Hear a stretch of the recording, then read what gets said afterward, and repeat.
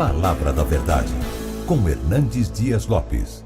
Louvado seja Deus pelo privilégio de mais uma vez partilhar com você a preciosa palavra de Deus. Eu quero ser bastante breve na minha fala com você hoje e eu quero considerar dois textos da Bíblia. O primeiro deles está no livro de Provérbios, no capítulo 27. Provérbios 27, versículo 1.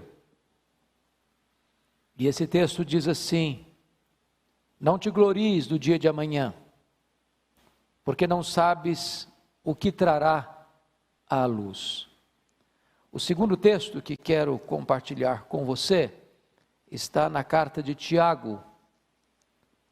Abra comigo, por favor, na carta de Tiago, no capítulo de número 4, versos 13 a 17.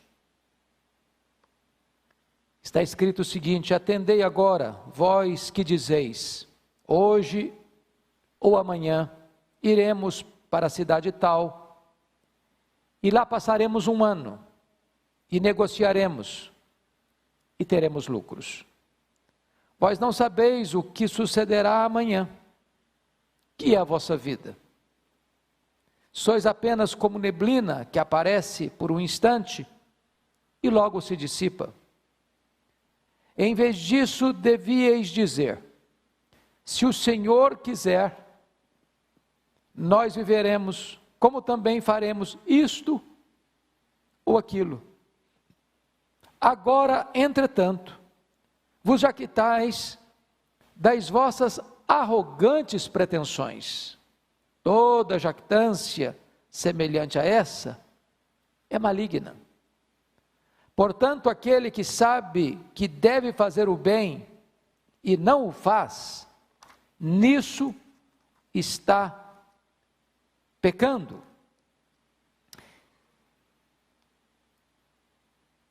Eu estou absolutamente seguro de uma coisa: você e eu, quando começamos o ano, fizemos o nosso planejamento para este ano. Planejamos trabalhos, investimentos, viagens, algumas férias, passeios, muitos com a agenda completamente lotada, com negócios bem elaborados, com um planejamento familiar bem feito. Porém, de repente surge uma crise, uma pandemia, que abala a saúde pública e traz um terremoto na vida econômica do Brasil e do mundo. E todos os nossos planos estão necessariamente necessitados de serem reprogramados, repaginados, refeitos. Viagens canceladas, congressos e conferências cancelados ou adiados, viagens internacionais canceladas ou adiadas. Certamente, essa pandemia retrata que nós todos somos absolutamente vulneráveis e dependentes. Por isso o texto diz: não te glories do dia de amanhã. Você e eu não administramos o amanhã. Você e eu não temos as rédeas do amanhã nas nossas mãos. O amanhã não nos pertence. Por isso o texto diz: não te glories do dia de amanhã, porque não sabes o que trará a luz. Pense comigo que nós não tivemos nenhum prognóstico, nenhum profeta, nenhum pregador, nenhum estudioso, nenhum historiador, afirmando que em 2020 teríamos uma pandemia que botaria as nações de cócoras, diante de um vírus que já ceifou mais de 150 mil pessoas em todo o mundo. Você e eu não sabemos o que vem amanhã, porque somos vulneráveis, não somos autossuficientes, somos absolutamente dependentes de Deus. O que é curioso é que nós temos no mundo um grande tripé que sustenta a esperança humana. O primeiro deles é o poder econômico. O homem confia às vezes no dinheiro que tem, achando que o fato dele ter dinheiro vai resolver o seu problema, vai atendê-lo na hora da sua necessidade, vai socorrê-lo na hora da sua aflição. Há poucos dias li um relato dramático da filha de um dos homens mais ricos da nossa geração, que morreu contaminado por esse vírus. Ela dizia que o que foi curioso é que seu pai, que tinha tanto dinheiro, morreu por aquilo que é gratuito para todo mundo: a falta do ar para respirar. O dinheiro não tem a solução imediata e eficaz para os grandes dramas da vida. O segundo tripé é a ciência. Alguns acham que a ciência é a verdadeira luz, que vinda ao mundo vai iluminar todos os homens. Alguns acreditam que a ciência é o grande alicerce que vai dar fundamentação à humanidade. E a ciência, com todo o seu avanço, com todas as suas conquistas, com todas as suas descobertas e com todos os benefícios que trouxeram e hão de trazer à humanidade, não puderam resolver de pronto e eficazmente a grande crise que assola o mundo. O terceiro tripé é o poder político. As grandes nações, as ricas nações, as poderosas nações, com os seus comandantes, presidentes, ministros, reis, que governam com tanta força, com tanto poder, com tanto militarismo, com tantas armas bélicas, com tanto poder de decisão e de ação, também não puderam resolver este problema que assola a humanidade. Sabem por quê? Porque o homem é vulnerável, dependente e não autossuficiente. É por isso que esse texto de Provérbios 27:1 e o texto de Tiago 4:13-17 é tão oportuno para a nossa reflexão nessa conjuntura.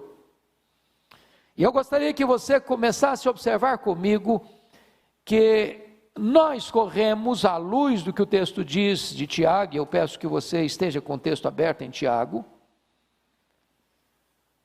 quando ele trabalha no verso 16, o problema da jactância e o problema das arrogantes pretensões. Nós erramos quanto a isso, e erramos em dois aspectos: no falso entendimento de quem somos nós, e no falso entendimento das nossas ambições. Porque às vezes julgamos que a vida está em nossas mãos e que o tempo está a nosso favor. Achamos que nós estamos no controle. Nós vivemos numa geração humanista. Nós vivemos numa geração que põe o homem no centro, que idolatra o homem. Esta é o antropocentrismo idolátrico, onde o homem se vê no centro do universo e tudo gira em torno dele, por ele e para ele, e ele é o grande supremo comandante, e basta o arauto de um vírus que você não pode ver a olho nu para botar todos esses valores por água abaixo.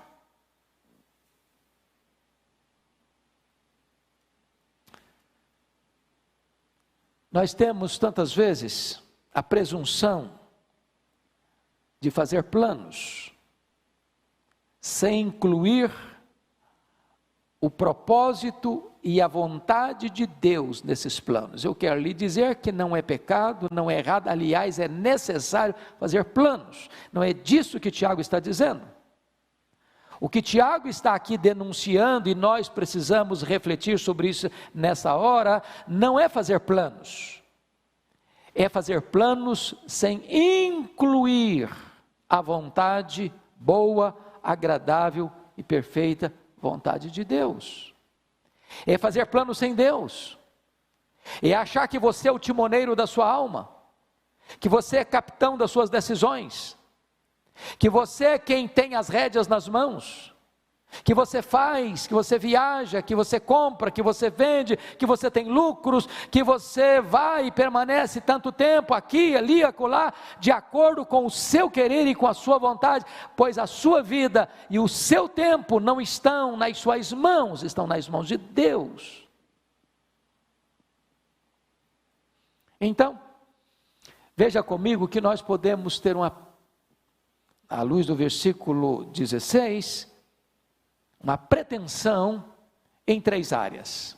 A pretensão do tempo, hoje ou amanhã. Veja comigo, versículo 13, hoje ou amanhã. Essa é a pretensão do tempo.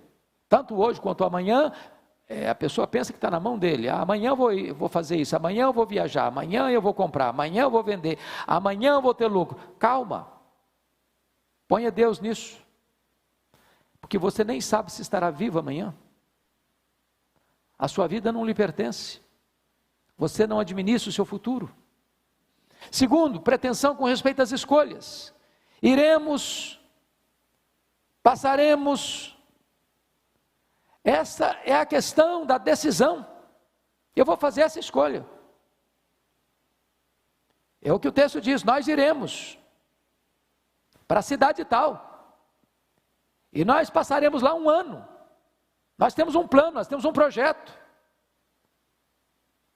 nós temos todo um estudo de caso, onde nós vamos fazer, conforme o nosso querer, conforme a nossa vontade, porque nós tomamos decisões, e realizamos as nossas ações, e somos soberanos nisso. Essa é a vã pretensão, que Tiago chama de pretensão arrogante, e ele chama de jactância maligna, porque exclui Deus,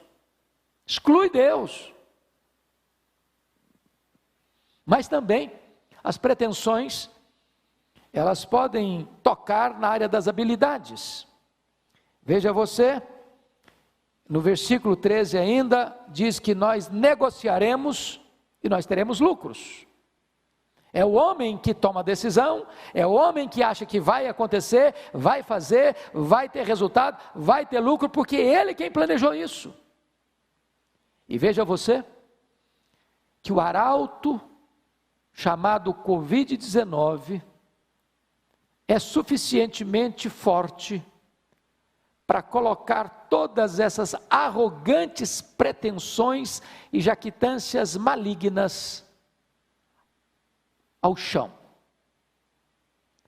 e tirar toda essa altivez do homem, esvaziar sua bola, e mostrar para ele que ele é vulnerável, dependente e não autossuficiente.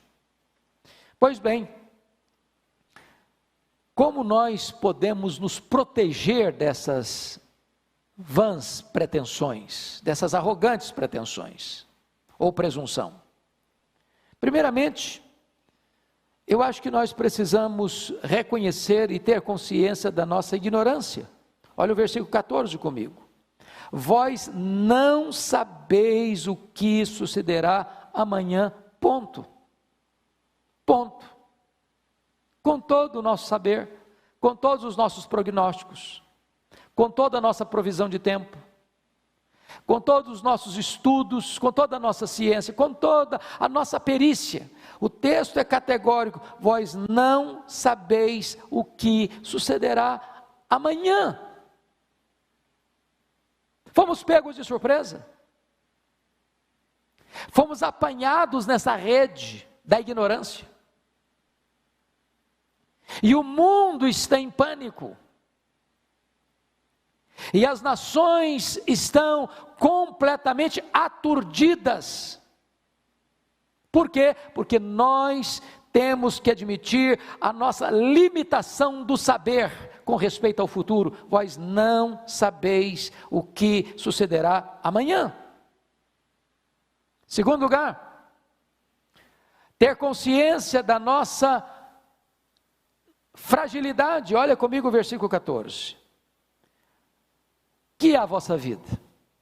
Sois apenas como neblina que aparece por instante e logo se dissipa.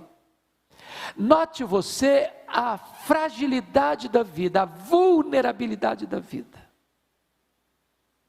Morre o idoso, morre o adulto, morre o jovem, morre a criança, morre o rico, morre o pobre, morre o doutor, morre o analfabeto, mora o homem que mora no palácio, morre o homem que mora na palafita, mora o homem piedoso, morre o homem ateu. A morte é democrática e ela chega a todos. Ela é o sinal de igualdade na equação da vida, ela chega a todos. Por quê? Porque não importa a saúde que você tem, não importa o dinheiro que você tem, não importa o conhecimento que você tem, não importa o lugar que você mora, não importa o cargo que você ocupa, você e eu somos frágeis e vulneráveis. Mas ainda, terceiro lugar, como nos proteger desta presunção? Primeiro, saber da nossa ignorância. Segundo, saber da nossa fragilidade. Terceiro, saber da nossa total dependência de Deus. Olha o versículo 15 comigo. Em vez disso, devias dizer, se o Senhor quiser, nós viveremos. Como também faremos isto ou aquilo. Então, deixa eu lhe dar um conselho. Não é clichê, não é clichê. Não é jargão religioso. Nós, se não temos este hábito santo, bíblico, correto, devíamos começar a ter, usar esta expressão, se Deus quiser, ou se Deus permitir, eu irei, eu pregarei, eu viajarei, eu negociarei, eu passarei tanto tempo na cidade tal, eu terei lucros, eu casarei, eu trabalharei. Se Deus quiser, se Deus permitir. Nessa conjuntura social, onde o nome de Deus tem sido banido da imprensa tantas vezes, da mídia tantas vezes, das cortes tantas vezes, do parlamento tantas vezes, dos palácios tantas vezes, das universidades tantas vezes, das escolas tantas vezes, do teatro tantas vezes, da literatura tantas vezes, é necessário reinserir a realidade de Deus, porque nós somos dependentes. Se Ele não quiser, não viveremos. Se Ele não quiser, não faremos. Se Ele não quiser, não viajaremos. Se Ele não quiser, não teremos trabalho. Se Ele não quiser, não teremos lucros. É dele que vem o nosso sustento e dele que vem totalmente a nossa proteção e cuidado para viver, para fazer e para acontecer. Se Ele não quiser, nada disso vai acontecer.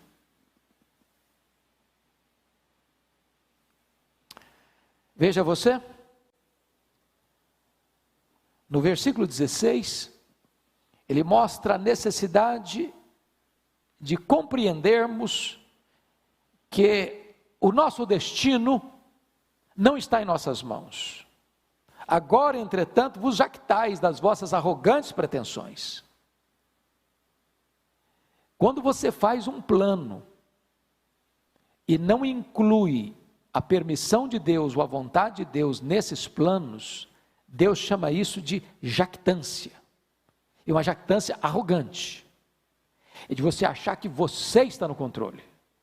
Você tem o poder, você tem a força, você tem o controle, você tem o domínio. Isso é jactância e arrogância demoníaca. Isso é excluir Deus da sua pauta, da sua agenda, da sua vida, da sua família, das suas decisões. Isso é contrário ao cristianismo.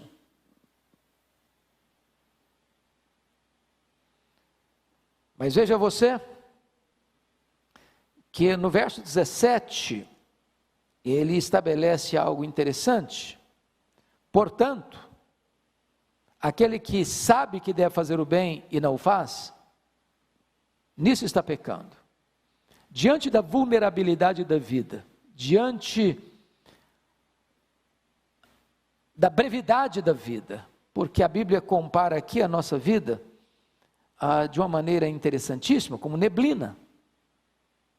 E você às vezes está andando por uma estrada e tem uma neblina de manhãzinha, daqui a pouquinho o sol brota, e a luz do sol chega, e o calor chega, e a neblina se dissipa, e ela vai embora. A Bíblia compara a nossa vida como um corredor veloz, como a agulha de um tecelão, ou como um breve pensamento, ou como uma flor que viceja, floresce, depois murcha e seca. A Bíblia compara a nossa vida como um corredor veloz. Então, diante desse fato de que você e eu somos vulneráveis, diante desse fato que você e eu não temos capacidade de tomar decisões e levá-las a cabo por nós mesmos, nós deveríamos viver a vida com mais antenas ligadas a quem está perto de nós. E se alguém chegar precisando de socorro, de ajuda, de uma mão estendida, não deixa para depois.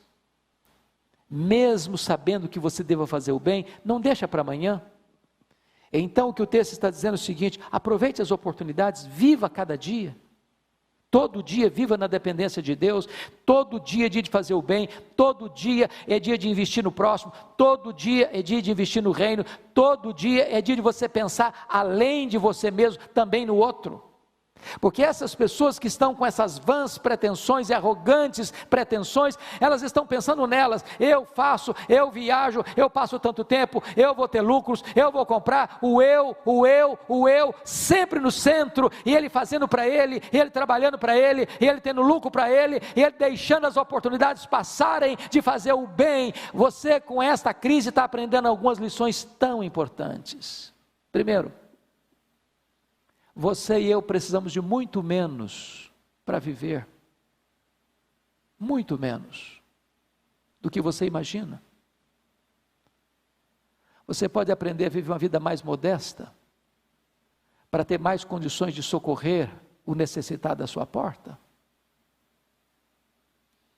de você não deixar de fazer o bem, porque tudo que Deus bota na sua mão, não é apenas para você comer todas as sementes, você precisa semear também essas outras sementes, lançar o seu pão sobre as águas. E na medida que você vai fazendo o bem, Deus vai multiplicando a sua sementeira, para que mais outras pessoas possam ser alcançadas. Então eu quero concluir. E ao concluir, eu quero dizer a você duas coisas. Primeiro, o perigo que é desobedecer à vontade de Deus quando você já a conhece. Esse é o alerta do último versículo, versículo 17. Portanto, aquele que sabe que deve fazer o bem e não o faz, nisso está pecando. A omissão é um grave pecado. Ele não está falando de alguém que desconhece a vontade de Deus. Ele está falando para alguém que conhece a vontade de Deus, e mesmo conhecendo-a, não a obedece. Mesmo sabendo que precisa fazer o bem, porque fazer o bem é a expressa vontade de Deus, ele deixa de fazer o bem, e nisso, nessa omissão criminosa, ele está pecando. Segundo ponto, preste atenção comigo, é a obediência à vontade de Deus, o versículo 15. No verso 15 diz: em vez disso, devíeis dizer, se o Senhor quiser, nós não só viveremos, como também faremos isto ou aquilo. Se Deus quiser, nós passaremos por essa crise. Se Deus quiser, o Brasil se recupera economicamente. Se Deus quiser, os nossos empresários não vão quebrar e vão se recuperar. Se Deus quiser, os nossos empregados vão continuar trabalhando e botando pão sobre a sua mesa. Se Deus quiser, Deus há de proteger você e a sua família. Se Deus quiser, as nações vão ser poupadas desta grande pandemia e dessa grande calamidade. Se Deus quiser, nós viveremos. Se Deus quiser, a igreja vai ser mais viva. Se Deus quiser, a igreja vai ser mais quebrantada. Se Deus quiser, um grande avivamento vai varrer a igreja evangélica brasileira e mundo afora. Se Deus quiser, tempos novos hão de vir da parte de Deus, tempos de refrigério para a glória do seu nome. Se Deus quiser, Deus está no trono e nós somos totalmente dependentes dele. Que Deus abençoe o seu coração. Que Deus abençoe sua vida.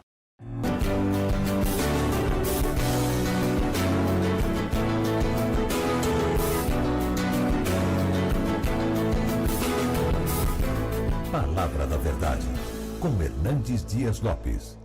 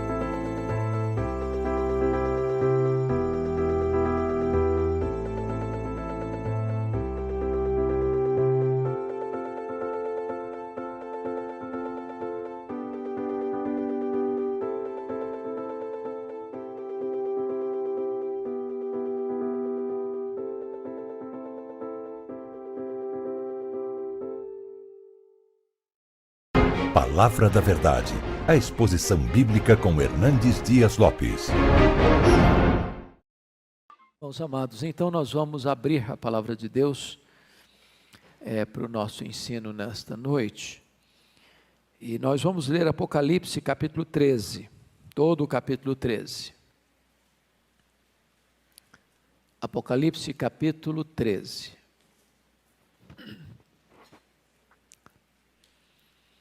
Está escrito o seguinte: vi emergir do mar uma besta, que tinha 10 chifres e 7 cabeças, e sobre os chifres 10 diademas, e sobre as cabeças nomes de blasfêmia. A besta que vi era semelhante a leopardo, com pés como de urso e boca como de leão. E deu-lhe o dragão o seu poder, o seu trono e grande autoridade. Então vi uma de suas cabeças como golpeada de morte, mas essa ferida mortal foi curada. E toda a terra se maravilhou, seguindo a besta. E adoraram o dragão, porque deu a sua autoridade à besta. Também adoraram a besta, dizendo: quem é semelhante à besta? Quem pode pelejar contra ela? Foi-lhe dada uma boca que proferia arrogâncias e blasfêmias, e autoridade para agir 42 meses. E abriu a boca em blasfêmias contra Deus, para lhe difamar o nome e difamar o tabernáculo, a saber, os que habitam no céu. Foi-lhe dado também que pelejasse contra os santos e os vencesse. Deu-se-lhe ainda autoridade sobre cada tribo, povo, língua e nação. E adorá-lo-ão todos os que habitam sobre a terra, aqueles cujos nomes não foram escritos no livro da vida do Cordeiro, que foi morto desde a fundação do mundo. Se alguém tem ouvidos, ouça. Se alguém leva para cativeiro vai. Se alguém matar a espada, necessário é que seja morto a espada. Aqui está a perseverança e a fidelidade dos santos. Vi ainda outra besta emergir da terra. Possuía 2 chifres, parecendo cordeiro, mas falava como dragão. Exerce toda a autoridade da primeira besta na sua presença. Faz com que a terra e os seus habitantes adorem a primeira besta, cuja ferida mortal foi curada. Também opera grandes sinais, de maneira que até fogo do céu faz descer a terra diante dos homens. Seduz os que habitam sobre a terra, por causa dos sinais que lhe foi dado executar diante da besta, dizendo aos que habitam sobre a terra que façam uma imagem à besta, àquela que ferida a espada sobreviveu. E lhe foi dado comunicar fôlego à imagem da besta, para que não só a imagem falasse, como ainda fizesse morrer quantos não adorassem a imagem da besta. A todos os pequenos e os grandes, os ricos e os pobres, os livres e os escravos, faz que lhes seja dada certa marca sobre a mão direita e sobre a fronte, para que ninguém possa comprar ou vender, senão aquele que tem a marca, o nome da besta ou o número do seu nome. Aqui está a sabedoria. Aquele que tem entendimento, calcule o número da besta, pois é número de homem. Ora, esse número é 666. Eu quero conversar então com vocês hoje sobre este tema, o anticristo, o agente de Satanás. Quem esteve conosco, segunda-feira passada, examinando Apocalipse capítulo 12, vimos que o dragão, representando Satanás, o diabo, a antiga serpente, com toda a sua fúria, atacou Cristo e a sua igreja, mas vimos que ele foi derrotado no céu e derrotado na terra. Porém, ainda o dragão recebe permissão para perseguir a igreja com sua fúria mais terrível. E é isso que vamos ver neste capítulo 13. É sempre intenção de Satanás ou do dragão imitar a Deus. O dragão tenta imitar o próprio Deus Pai. E aí, como Jesus Cristo, Deus Filho, ele se encarnou, então também Satanás vai querer imitar o que chamaríamos de uma antitrindade. O dragão representando o Deus Pai e o anticristo tentando representar o Deus Filho. E assim como Deus Filho se fez carne, agora Satanás vai querer uma espécie de simulacro da encarnação por meio da figura do anticristo. E é curioso que também surge uma outra besta, a besta que surge da terra, que nós chamamos de o falso profeta. É aquele líder religioso que vai facilitar e abrir caminho para o anticristo, que é um líder político. E desta maneira, o falso profeta vai ser uma espécie de simulacro da pessoa do Espírito Santo. Mas como o Senhor tem uma igreja, que é a noiva do Cordeiro, também o diabo vai querer um simulacro, uma imitação. Vai ser a grande Babilônia, chamada a grande meretriz. De tal maneira que vemos aqui a configuração do diabo num imenso esforço de querer imitar o Deus Pai, o Deus Filho, o Deus Espírito Santo, inclusive criando uma falsa igreja, a grande meretriz, a grande Babilônia. Pergunta-se, qual vai ser o tempo da aparição do anticristo? Pois bem, embora o texto que lemos em 2 Tessalonicenses 2,7 nos informe que o mistério da iniquidade já está operando, porque já tem muitos anticristos no mundo, e desde o início foi assim. Mas esses anticristos predecessores estão simplesmente compondo esse mistério da iniquidade e preparando o caminho para este grande líder escatológico que a Bíblia chama de anticristo, ou a besta que surge do mar, ou o iníquo, ou o filho da perdição, ou o homem da desolação, ou o pequeno chifre lá da profecia de Daniel, capítulo 7.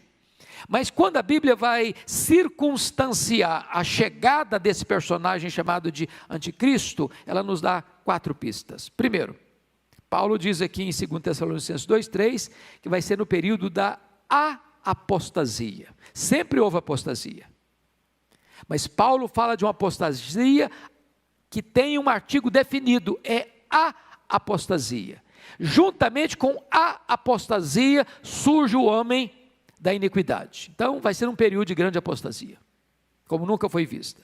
Segundo, de acordo com Mateus 24, 21 e 22, no sermão profético de Jesus Cristo, vai ser também no período chamado de a grande tribulação. Terceiro, vai ser também no período em que vai haver a revelação do homem da iniquidade. Nesse período da apostasia, surge o homem da iniquidade. Vale dizer que homem da iniquidade, em 2 Tessalonicenses 2,3, a palavra iniquidade aí é anomia no grego.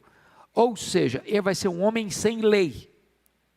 Se a apostasia está dominando, e o que é a apostasia? É a desistência da verdade, é o abandono da verdade, é não acolher os absolutos, é rejeitar qualquer parâmetro absoluto na vida, seja teológico, seja moral. Então notem vocês que o anticristo vem exatamente nesse lastro, vem exatamente com essa bandeira, já que o mundo não quer absolutos, o mundo está rendido ao relativismo, é terreno próprio para ele chegar, ele será o homem da iniquidade, o homem sem lei. E finalmente, esse período é chamado de o pouco tempo de Satanás. Pois bem, vamos analisar agora as várias facetas do anticristo. Eu quero trabalhar essa questão da contextualização melhor para a gente entrar na exposição de Apocalipse capítulo 13.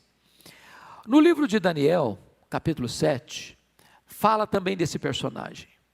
E esse personagem é retratado como a figura de 4 feras: o leão, o urso, o leopardo e outro animal terrível, que a Bíblia não menciona por nome, trazendo a ideia de que esse personagem chamado anticristo vai incorporar nele mesmo toda a fúria, todo o poder e toda a destruição dos grandes impérios daquela época: o Império Babilônio, o Império Medo-Persa, o Império Greco-Romano, o Greco-Macedônio e o Império Romano. Então, essa mesma imagem é apresentada em Apocalipse capítulo 13. Esse homem vai configurar nele mesmo o poder e a fúria dos grandes impérios megalomaníacos e terríveis impérios do passado. Ele vai ser chamado de o pequeno chifre, e está escrito em Daniel 7,21, eu olhava e eis que este chifre fazia guerra contra os santos e prevalecia contra eles. O anticristo vai fazer guerra contra o povo de Deus e vai prevalecer contra o povo de Deus, no sentido de levá-lo à morte não a apostasia. Nesse sentido ele prevalece. Mas Apocalipse 12:11 diz que quando um cristão, diante de uma situação de perseguição, onde ele deve optar ou pela vida ou apostatar da sua fé, ele opta morrer do que apostatar, e desta maneira o anticristo prevalece contra esse santo, matando-o, e na mesma medida esse santo prevalece sobre o anticristo, derrotando-o, porque a igreja derrota o anticristo pelo sangue do Cordeiro e pela palavra do testemunho. Mesmo em face da própria morte, não amaram a sua própria vida. Pois bem, queridos irmãos, ainda Daniel 7:25 diz que o anticristo proferirá palavras contra o Altíssimo, magoará os santos do Altíssimo, cuidará de mudar os tempos e a lei, e os santos lhe serão entregues nas mãos. Vai ser um tempo de terrível perseguição. Quando você vai para o ensino de Jesus em Mateus 24, versículos 15 a 28, Jesus faz uma introdução do anticristo na figura de Tito Vespasiano. Se você começar a ler Mateus 24, no sermão profético, você vai perceber que Jesus está falando da invasão de Jerusalém no ano 70. Mas ele faz essa introdução para levar você a uma análise mais profunda e mais longínqua da figura do anticristo. Da figura do anticristo. Da mesma maneira que o ataque a Jerusalém no ano 70, por Tito Vespasiano, entrando, destruindo, arruinando, queimando, massacrando, matando, e de uma forma tão avassaladora, vai ser desta maneira que este maior inimigo, ou mais terrível inimigo da igreja, vai atacar os santos, né? E agora você pode olhar comigo qual é a descrição que João faz. Aliás, preste bem atenção nisso. Dos escritores bíblicos, o único que chama esse personagem de anticristo, o anticristo, é o apóstolo João, e não em Apocalipse, mas nas suas epístolas. Daniel não o chamou de anticristo, Jesus não o chamou de anticristo, Paulo não o chamou de anticristo, quem o chama de anticristo é o apóstolo João. E o apóstolo João vai dizer que já saíram muitos anticristos por aí. O mundo está cheio deles. Por que significa a palavra anticristo? Anticristo pode ser tanto um Cristo substituto, como um opositor a Cristo. Esse prefixo anti pode significar um substituto, um outro Cristo, ou um opositor ferrenho de Cristo. Então, na verdade, há muitos anticristos. Todo aquele que nega que Jesus Cristo é em carne, esse é o anticristo. Em outras palavras, por que João está dizendo isso? Se vocês se lembram, no final do primeiro século, quando João escreveu o seu evangelho, as suas 3 cartas e o Apocalipse, estava dominando o mundo o pensamento grego. Vocês sabem disso. Roma dominou o mundo politicamente, mas Roma não conseguiu dobrar o mundo do ponto de vista filosófico. A filosofia grega, o pensamento grego, a língua grega dominava o mundo. Qual era o problema do pensamento grego? O pensamento grego era dominado pelo dualismo. Matéria má, espírito bom. Então, para os gregos, era impossível você afirmar que Jesus Cristo tinha um corpo físico, que ele tinha se encarnado, porque se a matéria era má. Jesus Cristo não podia ser Deus e homem ao mesmo tempo, porque não podia ser bom se ele tinha um corpo e a matéria é má. Então eles negavam a encarnação. E aí João vai dizer que todo aquele que nega que Jesus Cristo veio em carne, esse é o anticristo. Ele nega a divindade de Cristo, ele nega a perfeita humanidade de Cristo, ele nega Cristo. Então, João vai tratar dessa questão desse anticristo, que muitos já saíram, mas ele vai falar de uma última hora, onde vem um personagem chamado de o anticristo. Como é que Paulo chama esse indivíduo? Como é que Paulo descreve esse indivíduo? No texto que nós lemos, Paulo vai dizer que o anticristo surgirá na grande apostasia. Você acha que está tendo apostasia hoje? Você já poderia caracterizar o mundo hoje como um período de apostasia? Pense comigo. Se você olha para o berço do protestantismo, que é a Europa, praticamente a Europa toda hoje apostatou. Praticamente. A Europa hoje é um continente pós-cristão. Se você para perceber que o Ocidente é evangelizado a partir da Europa vem para a América do Norte. Hoje, boa parte das igrejas históricas da América do Norte já também estão se apostatando. O liberalismo entrou. Os seminários tomados pelos liberais, não se acredita mais na Bíblia. As denominações históricas hoje estão perdendo membros ano após ano. Se você olha para a América do Sul, você vai encontrar tanto o liberalismo de um lado, quanto o sincretismo religioso do outro. Se você olha para o Oriente, você vê que as grandes religiões orientais, inclusive o islamismo, que hoje é a maior religião isolada do mundo, com mais de 1 bilhão de adeptos, negam a Cristo, budismo, hinduísmo e etc. As seitas entrando. Quando você olha todo esse panorama, você pode dizer, não, nós chegamos a esse período de apostasia. E Paulo vai dizer que esse anticristo não é uma instituição, não é um governo geral, é uma pessoa. E diz o versículo 4 que ele vai ser objeto de adoração, que ele vai se assentar na casa de Deus como se fosse Deus, exigindo adoração como se fosse o próprio Deus.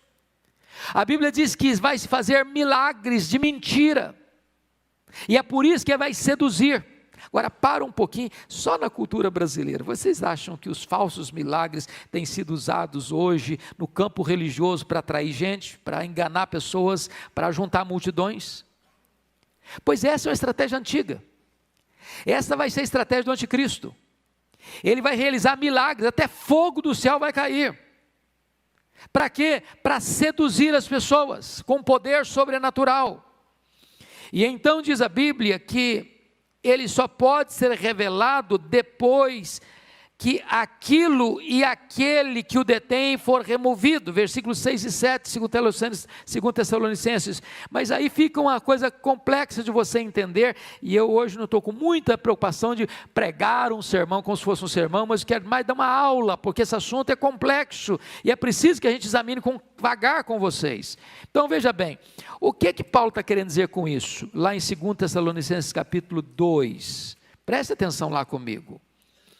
Versículo de número 6, ele diz assim, e agora sabeis o que o detém. Mas no verso 7, ele muda a figura e diz o seguinte, com efeito o mistério da iniquidade opera e aguarda somente que seja afastado aquele que agora o detém. Então ele diz de o que o detém e aquele que o detém. Pergunta, o que detém o anticristo? Quem é aquele que hoje está detendo o anticristo? Por que ele não se manifestou ainda? Então vamos parar um pouquinho para pensar. Ele vai ser o homem da iniquidade. O que é iniquidade? Anomia, o homem sem lei. Então, a maioria dos estudiosos entende que o detém é a lei. Você vive no Brasil, o que nós temos no Brasil? Uma Constituição, não é isso? Nós somos regidos por essa Constituição. Tem normas, tem regras, tem leis, tem parâmetros. Se um governante quebrar, ele se torna culpado. Se um cidadão comum quebrar, ele se torna culpado. Ele vai ser julgado de acordo com os parâmetros, com as leis prescritas ali. E o que é aquele que o detém? É o governo institucionalizado. Não importa o regime de governo. Existe um governo, existe norma, existe lei, existe parâmetros. O que o texto está dizendo é que quando o anticristo vier, ele vem como um líder mundial. E ele entra exatamente nesse veio do relativismo, ele entra exatamente nesse veio onde as pessoas não querem regras, não querem normas, não querem leis, não querem parâmetros, não querem absolutos. E ele chega exatamente nessa conjuntura para oferecer ao mundo que está caótico um tempo de paz e prosperidade. E o historiador Arnold Toynbee diz que o mundo já está preparado para qualquer líder mundial que oferecer para ele prosperidade e paz. O cenário está pronto. Então, dito isso, meus irmãos, é preciso ainda dizer o seguinte, que esse anticristo vai ser derrotado fragorosamente, com o sopro da boca do Senhor Jesus Cristo, na sua manifestação, na sua gloriosa vinda.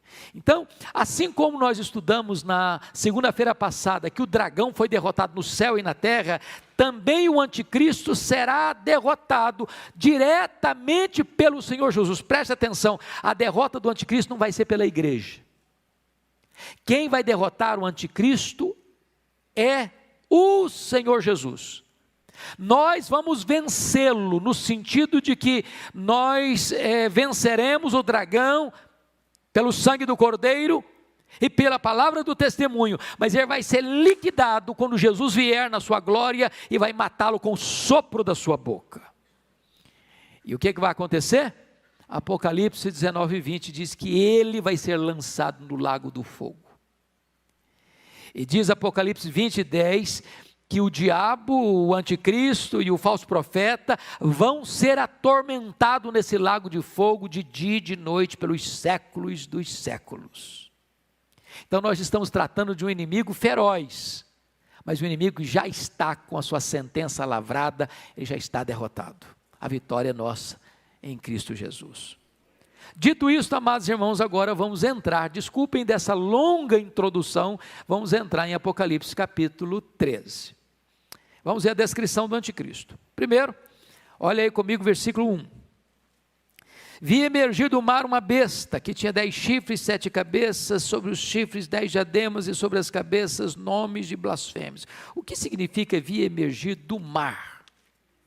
O que significa isso? A Bíblia interpreta a Bíblia, então lá em Apocalipse 17:5 está escrito o seguinte, olha aí comigo.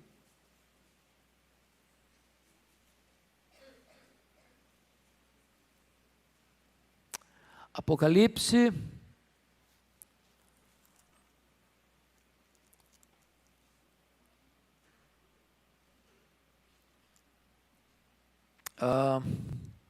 deixa eu ver, é 15, não é 5 não, Apocalipse 17:15, falou-me ainda, as águas que viste, onde a meretriz está assentada, são povos, multidões, nações e línguas.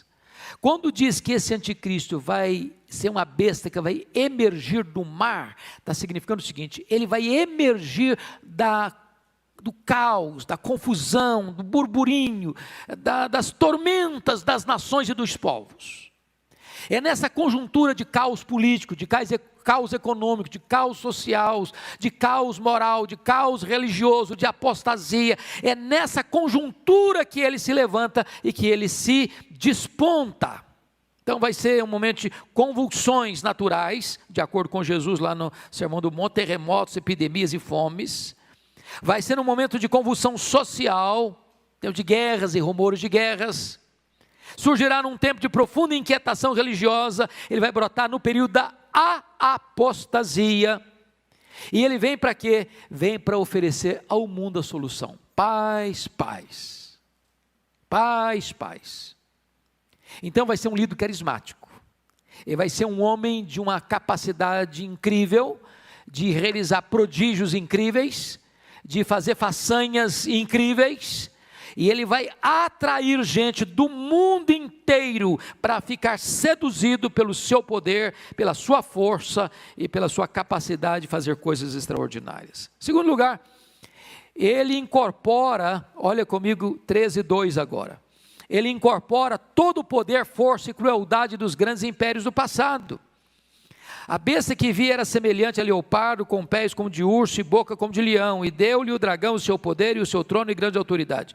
Se você para perceber esses animais, são os animais lá de Daniel, capítulo 7. Esses animais representam esses grandes impérios que dominaram o mundo, Babilônia, Medo-Persa, Greco-Macedônia e Roma.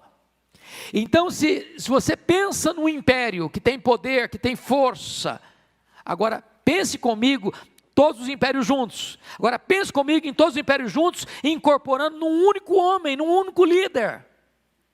E pensem mais que esse líder não tem apenas toda a força desses impérios políticos, mas tem a própria força e autoridade de Satanás que lhe é concedida.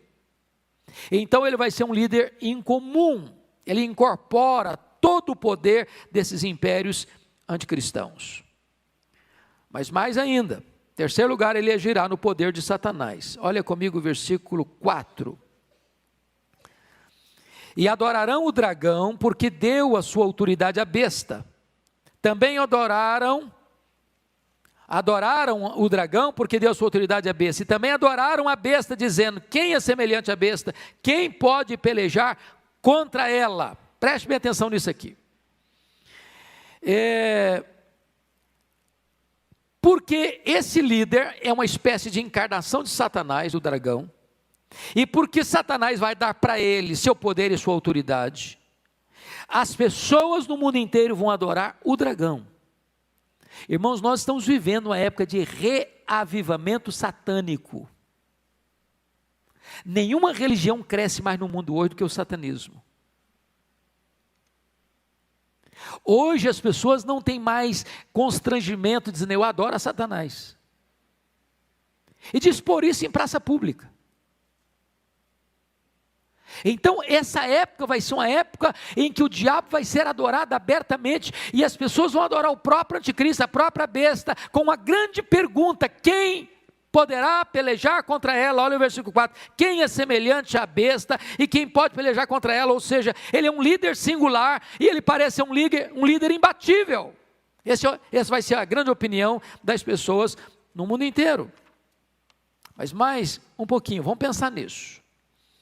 Esse anticristo, ele vai realizar, além desse poder, grandes milagres. O texto de Paulo chega a dizer que o aparecimento do iníquo é segundo a eficácia de Satanás, com todo o poder e sinais e prodígios da mentira. Então preste atenção numa coisa: não embarque na ideia de que todo milagre é de Deus, não. Porque hoje tem essa ideia popular: mas tem milagre de Deus. Não, o diabo faz também. O anticristo vai fazer também. Até fogo do céu vai cair. Numa tentativa, num simulacro lá de imitar Elias. Mas são milagres da mentira. Com um propósito não de esclarecer, mas de enganar. Com um propósito não de levar a pessoa aos pés do Senhor Jesus, mas levar as pessoas aos pés do dragão, para adorá-lo. Mais do que isso, irmãos, o anticristo vai governar na força de Satanás. Se você ler o versículo 2 direito, vamos ler essa parte finalzinha lá comigo, por favor. 13:2, só a parte final. E deu-lhe o dragão o seu poder, o seu trono e grande autoridade. Preste atenção nessas três palavras: deu o dragão, que é o diabo, o seu poder, o seu trono e grande autoridade. Então o anticristo era um líder incomum. Nunca houve, nunca haverá um líder humano, político, com esse poder, com esse carisma, com essa capacidade, com essa destreza, com essa possibilidade de realizar coisas naturais e sobrenaturais. Qual a conclusão que as pessoas vão chegar? O anticristo será irresistível. Versículo 4, é o que está escrito aí: quem é semelhante à besta? Quem pode pelejar contra ela? Resultado disso, irmãos, é que a besta, o anticristo, será objeto de adoração. Objeto de adoração. E você percebe que ao longo da história, sobretudo do século XX para cá, quantos ditadores que foram adorados como uma divindade. Você pega, por exemplo, não sei se você já assistiu algum vídeo da Coreia do Norte, como é feita uma doutrinação nas escolas infantis, todo dia, para que as crianças venerem o imperador, venerem o seu líder, como uma divindade. Como foi feito isso no Império Romano no passado, como é feito ainda hoje em alguns lugares. Tudo isso é uma espécie de preparação para esse grande clímax, quando Satanás e o seu agente principal será adorado. Agora, quando você olha, você vai notar que é feita uma imagem do anticristo, o falso profeta faz isso, e leva as pessoas a adorarem a imagem do anticristo. Agora pense comigo hoje como é que é a história do culto às imagens, o culto aos ídolos. Quando a Bíblia diz que o ídolo é nada, mas o que está por trás do ídolo são os demônios. Então toda essa questão da idolatria já é uma espécie de preparação para o mundo adorar o anticristo e a imagem dele com muita naturalidade. Com muita naturalidade. Está escrito em 2 Tessalonicenses 2,4 que o anticristo fará forte oposição a toda adoração que não seja ele mesmo, a ponto de se assentar no templo de Deus e resistir a qualquer culto que não seja ele, perseguindo o povo de Deus. Agora notem comigo 13, versículo 8, que amplitude terá essa adoração do anticristo? Você pode ler o versículo 8 comigo, vamos lá? E adorá-lo-ão todos os que habitam sobre a terra, aqueles cujos nomes não foram escritos no livro da vida do Cordeiro, que foi morto desde a fundação do mundo. Eu chamo a sua atenção para um ponto fundamental aqui, para aquietar o seu coração, para você não ficar com uma vírgula de medo. Quem vai adorar o anticristo? Quem? Todos, exceto quem? Exceto aqueles cujos nomes estão escritos no livro da vida do Cordeiro. Então preste atenção nisso aqui. Se você creu no Senhor Jesus Cristo, seu nome está onde? No livro da vida. Sabe quantos que tem o nome no livro da vida que vão adorar o anticristo? Nenhum. Nenhum. Sabe quantos o Senhor Jesus salvou e vai perder para o anticristo? Nenhum. Sabe quantas ovelhas de Cristo vão ser arrebatadas das mãos dele? Nenhuma. Isso não significa que o anticristo, quando for levantado, não vai matar muitos santos. Porque veja o verso 7 comigo aí. Pode ler o 7 comigo? Vamos lá? Foi-lhe dado também que pelejasse contra os santos e os vencesse. Deu-se-lhe ainda autoridade sobre cada tribo, povo, língua e nação. Então, o governo do anticristo vai ser universal. E nesse governo universal, ele vai atacar a igreja, ele vai perseguir a igreja. Então, nota de rodapé aqui. Eu não quero entrar no aspecto polêmico das correntes escatológicas, mas há uma corrente escatológica muito comum no Brasil, e eu um dia, lá no passado, já pensei dessa forma também. Hoje, graças a Deus, acho que a posição que entendo ser a mais consistente não é essa, é de que a igreja não vai passar por esse momento. A igreja vai ser arrebatada secretamente, e quando o anticristo chegar, nós não estamos mais aqui para ver e para contar a história, então eu não vou enfrentar esse negócio não. Mas não tem base bíblica isso não. Tem base bíblica não. A igreja vai estar aqui sim. A igreja vai passar pela grande tribulação sim. A igreja sempre foi uma igreja de mártires sim. Os santos aqui são os santos, é a igreja. Não temos outro povo, é a igreja. É a igreja. A igreja não será tirada da tribulação, no sentido de não enfrentá-la. A igreja vai ser arrancada do meio da tribulação, porque é no meio dessa grande tribulação que Jesus Cristo vem com grande poder e glória e mata o anticristo com o sopro da sua boca, e os que estiverem mortos ressuscitarão primeiro, e os que estiverem vivos serão transformados e arrebatados para encontrar o Senhor Jesus nos ares, e assim nós estaremos para sempre com o Senhor, e o anticristo, e o falso profeta, e o dragão lançado no lago do fogo, para ser atormentados por toda a eternidade. Então, meus amados irmãos, vamos olhar agora como este anticristo vai perseguir e se opor abertamente a Deus e à igreja de Cristo. Eu vou ler alguns versículos para vocês perceber isso. Está lá em Daniel 7:25 e outros textos da Bíblia. Está escrito assim: proferirá palavras contra o Altíssimo, contra o Deus dos deuses falará coisas incríveis, Paulo diz que ele se opõe e se levanta contra tudo que se chama Deus, ostentando-se como se fosse o próprio Deus. João declara, e ele abriu a sua boca em blasfêmia contra Deus para lhe difamar o nome, e ainda este anticristo que nega o Pai e nega o Filho. Ele está perseguindo a Deus e perseguindo a igreja de Deus, falando mal de Deus, falando mal da igreja. Se você percebeu comigo, olha aí versículo 6, 13 e 6, você pode ler? Pode abrir comigo? E abriu a boca em blasfêmias contra Deus, para lhe difamar o nome, e difamar o tabernáculo, a saber, os que habitam no céu. Vamos entender isso aqui. Ele não pode lutar contra Deus, ele não pode lutar contra os crentes que já morreram e foram para o céu. O que é que ele fala? Ele blasfema, fala mal, ele insulta. Os que estão na terra, ele vai lutar contra eles e prevalecer. O que significa prevalecer? É a ideia de que um dia, possivelmente, se nós estivermos vivos nessa geração, vamos ter que enfrentar isso. Ou você nega Jesus, ou eu te mato. Algumas pessoas dizem, pastor, mas eu acho que eu não tenho coragem, não.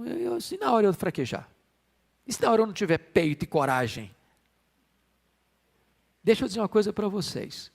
Os mártires que foram para as fogueiras, que foram para as arenas, que enfrentaram feras, que foram crucificados, eles eram gente igual a você e a mim. Eles não eram super crentes, eles eram crentes. Se Deus permitir que a nossa geração enfrente uma situação dessa, Ele mesmo nos capacitará para enfrentar, irmãos. É óbvio. Essa força não vem de dentro, essa força vem de cima. Essa força não vem da terra, vem do céu, não vem do homem, vem de Deus. Louvado seja o Senhor. Se nós precisarmos fazer uma opção entre a apostasia e a morte, nós que pela graça de Deus somos lavados no sangue do Cordeiro e temos nosso nome no livro da vida, nós não titubearemos. Agora, os crentes nominais não vão aguentar. Sabe o que é crente nominal? É o crente que é membro da igreja, mas nunca nasceu de novo. É o crente que tem nome de crente, tem o nome no rol da igreja, mas ele nunca teve uma experiência de conversão, de novo nascimento. O nome dele está no rol da igreja, mas não está no livro da vida. Esse não vai aguentar, esse vai apostatar, esse vai abandonar, esse vai adorar o anticristo. Esse vai fugir da morte. Esse vai se render ao dragão e ao seu enviado. Agora notem vocês, e eu quero concluir aqui, a manifestação do anticristo. Hoje ele está presente nos seus precursores, há muitos anticristos. Se você me pergunta se o anticristo já está aqui, eu não posso afirmar. E penso que aquele que afirmar corre um grande risco, porque se ele é um homem, e se ele já está presente, eu estou marcando a segunda vinda de Cristo. E marcar a segunda vinda de Cristo é uma tolice. Toda pessoa que marcou, fracassou. O que nós podemos afirmar, e Paulo já afirmava no primeiro século, é que o espírito da iniquidade já opera. Que os anticristos estão por aí. E todos eles são precursores deste o anticristo. E este o anticristo virá quando? No período de apostasia, da grande tribulação e do pouco tempo de Satanás. Quando ele se levantar, então de fato será esse tempo de anarquia, de apostasia, sem lei, quando ele vai se apresentar como alguém para reunir tudo e todos à sua volta. Muito bem, qual é o seu número? Está escrito aí, capítulo 13, versículo 18. Eu quero ir para o finalzinho agora. Ora, o seu número é 666. O que significa isso? É claro que ao longo da história muita gente pensou muita coisa sobre esse número. Lá no primeiro século, todo mundo tinha certeza que era o Nero. Depois que o Nero morreu, eles pensaram que o anticristo seria o Nero redivivo. É por isso que quando Domiciano assumiu o governo em 81, ele foi chamado de segundo Nero. Depois, na Idade Média, nos reformadores, nas confissões reformadas do século XVI e XVII, todos pensaram unanimemente que o anticristo era o Papa. E fizeram até algumas análises muito curiosas, porque se você botar Vicarius Filii Dei em algarismos romanos, dá exatamente 666. Então os reformadores todos disseram, não, o anticristo é o Papa, e eles tinham motivos. Por que eles tinham motivos? Pensem comigo. O papado historicamente começou em 607, com Bonifácio III. Pega comigo que a reforma aconteceu em 1517, certo? Então nós estamos falando aí de praticamente 1000 anos, de apostasia, de desvio da verdade, de opressão à igreja, de massacre aos cristãos. É claro, se você tem 1000 anos nas suas costas, numa liderança dessa forma, talvez você subscrevesse a mesma ideia. Hoje alguém pensa que o anticristo foi o Hitler, outro pensa que foi o Mussolini. O certo é que a única evidência que nós temos é que o número dele é número de homem, e é 666. O que significa isso? Penso eu que a melhor interpretação é que o tríplice 6 é o tríplice imperfeito, porque o 6 é o número que não chegou à perfeição, o número 7. Se ele é o tríplice 6, ele é a completude da imperfeição, da iniquidade, da maldade, da crueldade, da violência.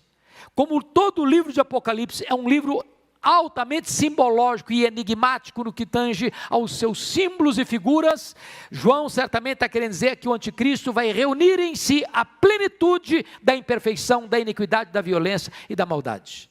Esse vai ser o anticristo.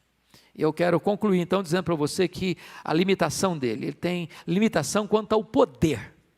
Ele não pode tudo, ele não faz tudo. Sabe por quê? Que ele vai pelejar contra os santos e os vencer, exceto aqueles que têm o nome escrito no livro da vida. Então, contra os crentes verdadeiros, ele não vai poder fazer nada, a não ser matá-los. Mas matar um crente não é derrotar um crente. Louvado seja Deus. O crente tinha uma coisa tão maravilhosa que mesmo morrendo ele vence. Mesmo morrendo ele vence. Então os que já estão no céu não podem fazer nada, ele só blasfema, só fala mal. Os que estiverem na terra, ele vai perseguir e talvez vai matar, mas quando o crente morrer, vai vencê-lo. Então ele é limitado quanto ao poder. Mas ainda, finalmente, sua destruição será o quê? Total. A sua destruição será total. Eu só chamo a sua atenção para nós lermos 4 textos para encerrar. O primeiro texto é 2 Tessalonicenses 2,8. Quando o Senhor Jesus Cristo, com o sopro da sua boca, destruirá o anticristo, ou o homem da iniquidade, pela manifestação da sua vinda. A ideia aqui é de aniquilar, é de destruir, não de desfazer, mas de tirar todo o poder, toda a força, toda a autoridade, todo o domínio e despojá-lo de completa a capacidade dele, dizendo agora você está derrotado, agora você está destruído, agora você está liquidado, agora você vai ser lançado no lago do fogo. É isso que Jesus vai fazer com ele na sua segunda vinda. Segundo texto, que eu gostaria que você pudesse entender, é Daniel 7,26, Jesus vai tirar o domínio do anticristo para o destruir e o consumir até o fim, está escrito lá. O consumir e o destruir até o fim, não é uma vitória parcial, é uma vitória completa. Terceiro, Cristo, 1 Coríntios 15:24, está escrito que Cristo colocará todos os seus inimigos debaixo dos seus pés. Louvado seja Deus. Agora para fechar, vá comigo para Apocalipse capítulo 19, versículo 20. Eu quero que a igreja fique de pé, e nós vamos ler esses 2 últimos versículos de pé, porque é a coroação da vitória da igreja, e a derrota final e completa do diabo e de seus agentes. Louvado seja o Senhor. Apocalipse 19, 20. Toda a igreja comigo em voz bem clara e bem eloquente. Vamos lá? Apocalipse 19, 20. Mas a besta foi aprisionada, e com ela o falso profeta, que com os sinais feitos diante dela, seduziu aqueles que receberam a marca da besta, e eram os adoradores da sua imagem. Os dois foram lançados vivos dentro do lago do fogo que arde em enxofre. Agora toda a igreja, capítulo 20, versículo 10, vamos lá? O diabo, o sedutor deles, foi lançado para dentro do lago de fogo e enxofre, onde já se encontram não só a besta, como também o falso profeta, e serão atormentados de dia e de noite, pelos séculos dos séculos. Louvado seja o Senhor. Os inimigos da igreja estão derrotados, estão lançados no lago do fogo, e a igreja vai habitar com o Senhor. Não vai ter choro, não vai ter dor, não vai ter luto, não vai ter lágrimas, não vai ter pecado, não vai ter tristeza, e nós estaremos para sempre com o Senhor. Que coisa boa é pertencer ao Senhor Jesus Cristo. Palavra da Verdade, a exposição bíblica com Hernandes Dias Lopes.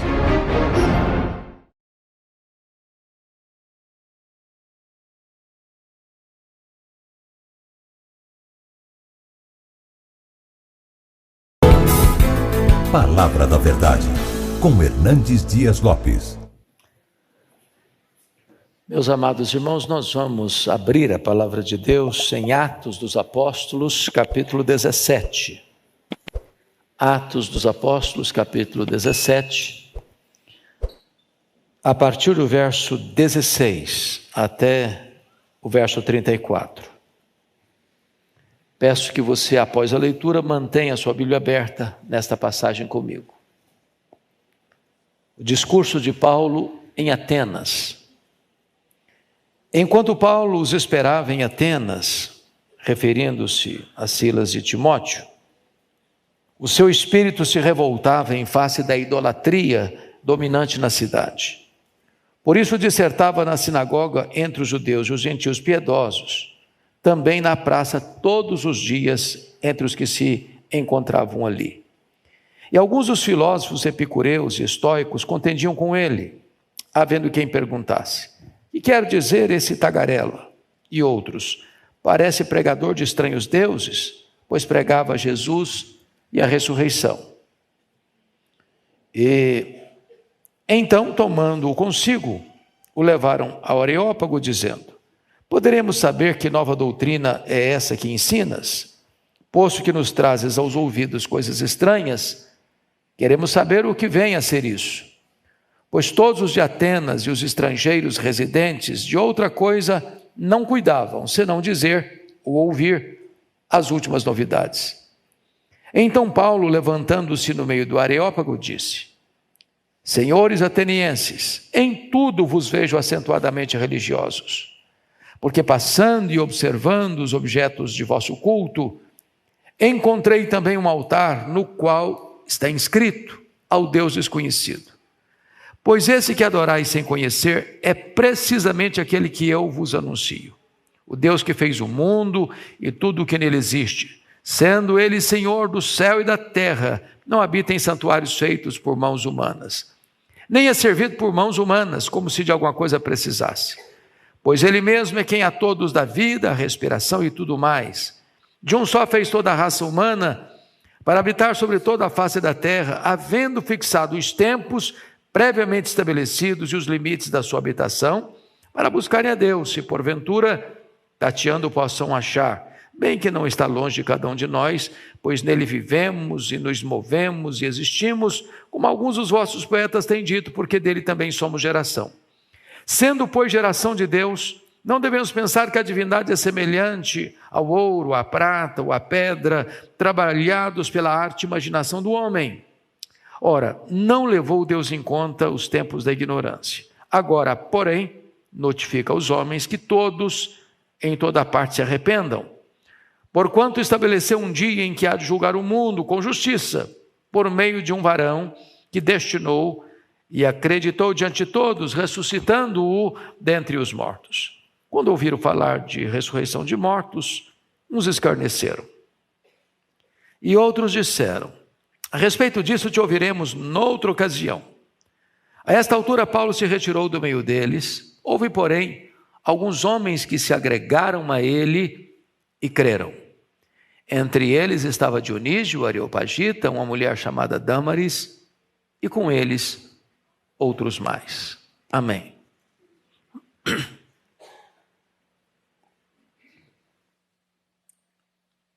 Hoje eu quero adotar um método distinto, diferente.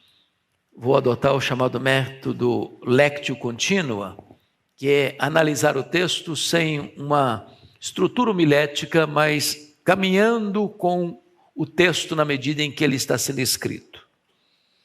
O apóstolo Paulo está aqui no meio da sua segunda viagem missionária.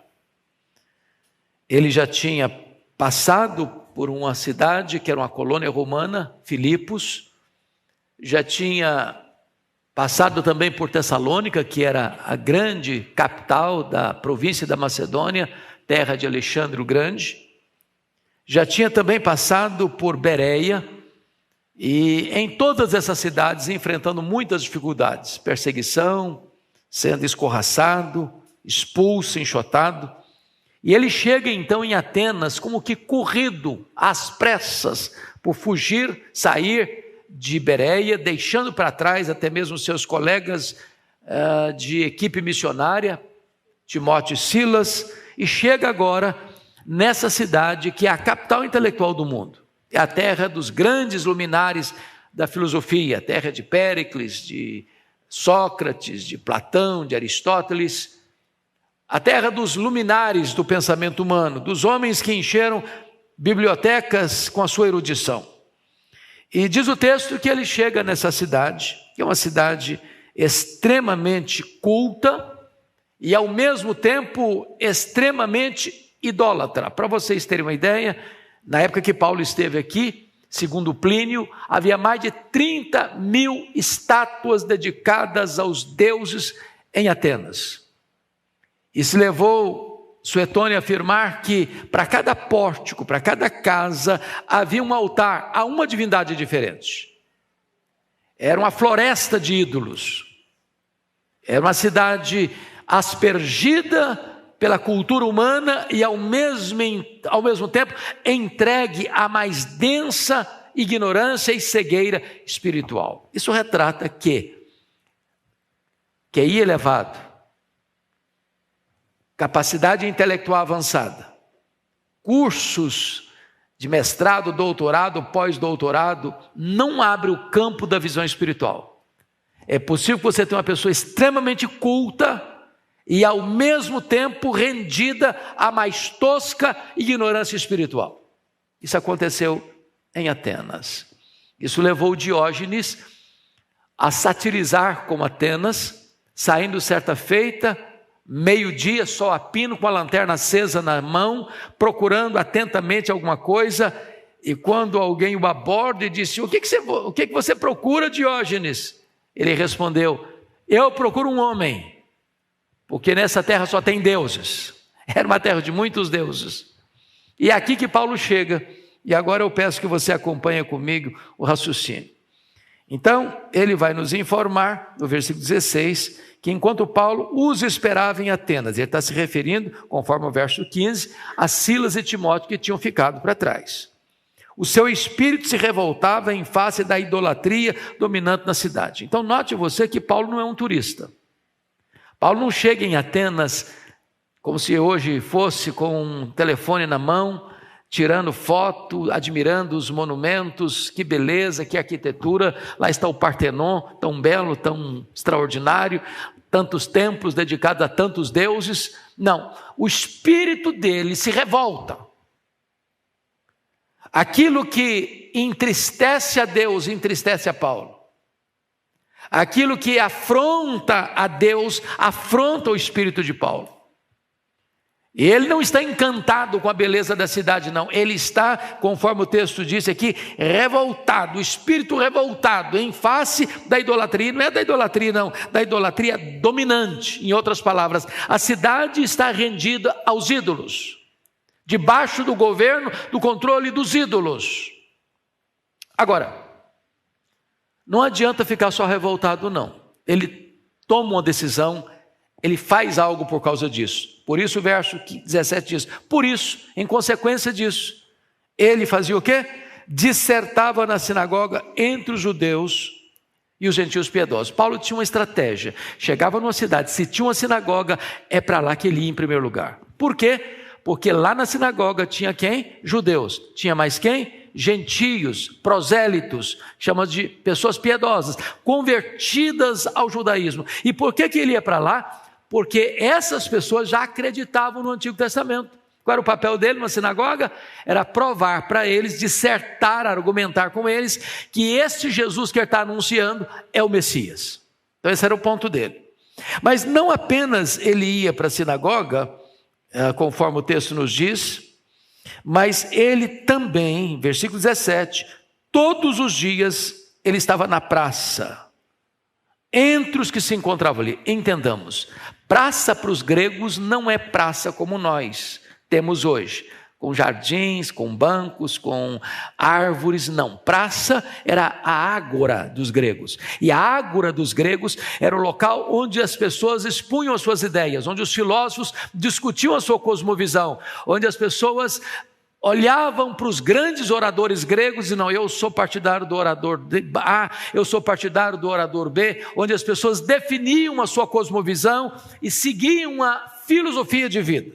Então, notem o verso 18. E alguns dos filósofos, que estavam certamente na praça, epicureus e estoicos, contendiam com ele. A pergunta é, quem são esses pensadores? Primeiramente, olhe comigo os epicureus. O que eles pensavam? Os epicureus tinham uma filosofia de vida, que era o seguinte: o prazer é a razão da vida. Eu vivo para o prazer. Não tem amanhã, não tem acerto de conta, não tem eternidade, não tem juízo final. A vida é só o pequeno percurso do berço à sepultura.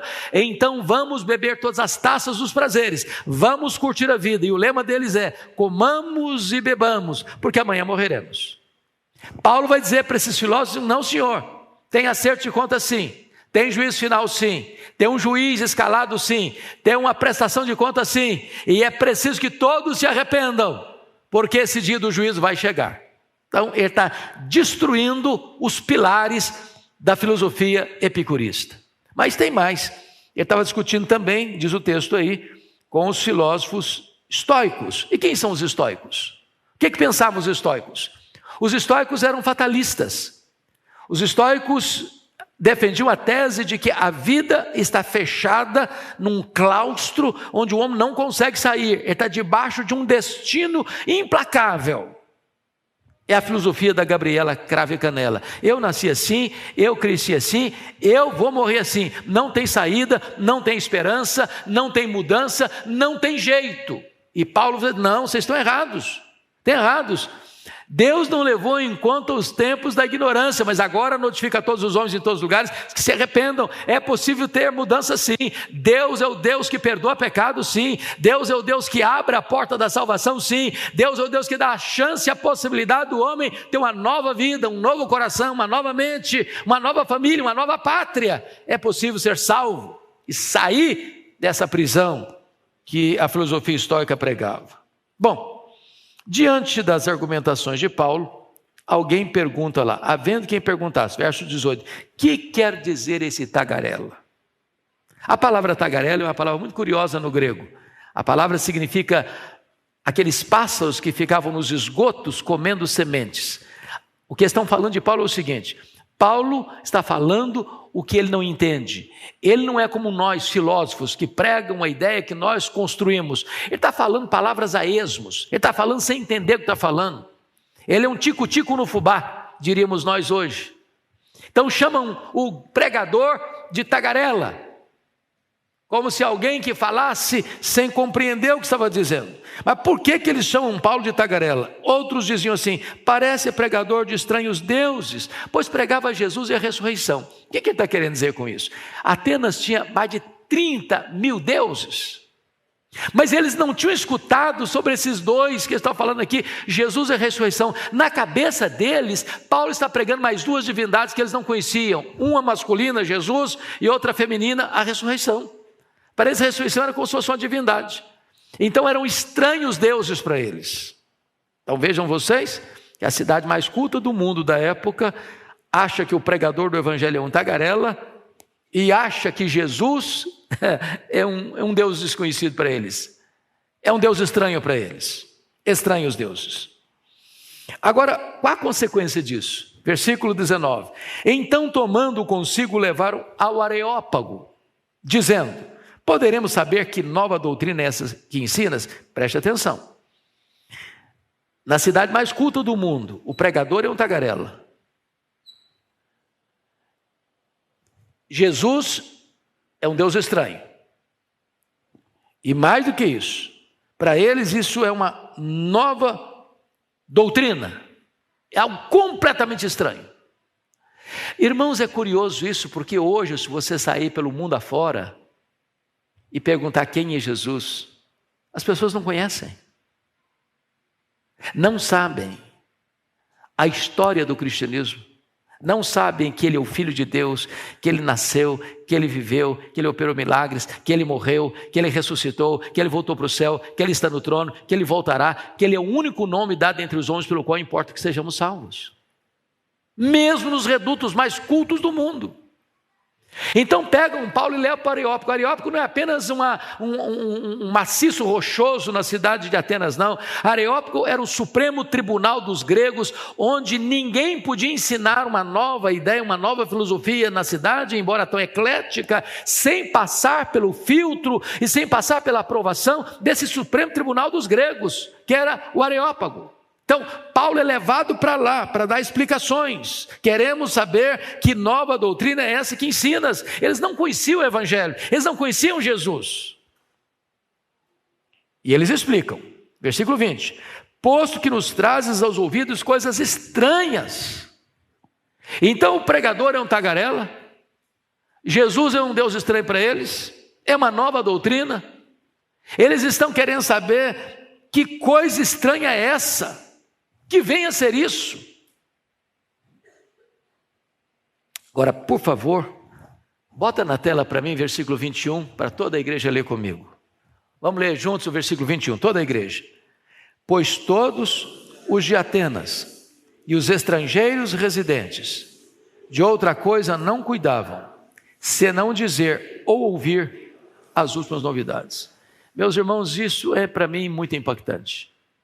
Porque Paulo está numa grande metrópole, ele acaba de chegar na cidade, ele percorre a cidade, ele vai para a sinagoga, ele vai para a praça, todo dia está discutindo com os filósofos, e de repente o impacto é tamanho que todos os de Atenas, mas não só os moradores residentes de Atenas não, também os estrangeiros residentes, ou seja, era uma cidade universitária.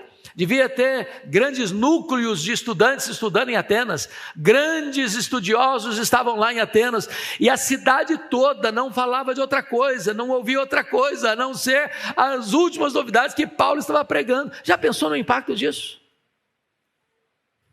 Hoje nós, se chegarmos numa cidade grande como era Atenas, com todos os recursos da tecnologia, da comunicação, talvez não produzimos impacto, depois de 10 anos estavam lá. Olha o impacto deste homem nessa cidade. Então Paulo é levado para lá para dar explicações. E o versículo 22 diz: então Paulo, levantando-se no meio do Areópago, disse: senhores atenienses, em tudo vos vejo acentuadamente religiosos. Eu acho que Paulo aqui nos ensina princípios de abordagem e de comunicação. Porque diz o texto que o espírito dele estava revoltado. Revoltado por causa de quê? Por causa da idolatria que estava reinando na cidade. Mas na hora que vai dirigir esse público com completamente convulsionado, ele é extremamente polido, extremamente educado, extremamente estratégico. Ele diz: senhores atenienses, em tudo vos vejo acentuadamente religiosos. O que ele está fazendo? Levantando o moral do pessoal. Se você estudar oratória um pouquinho, você vai ver que isso é uma técnica de oratória. Você vai, por exemplo, num tribunal, um grande orador, primeiro ele coloca a pessoa lá em cima, depois tira a escada. Não é assim? Depois tira a escada. Senhores atenienses, ele poderia dizer: senhores atenienses, sois ignorantes. Pronto, perdeu o auditório.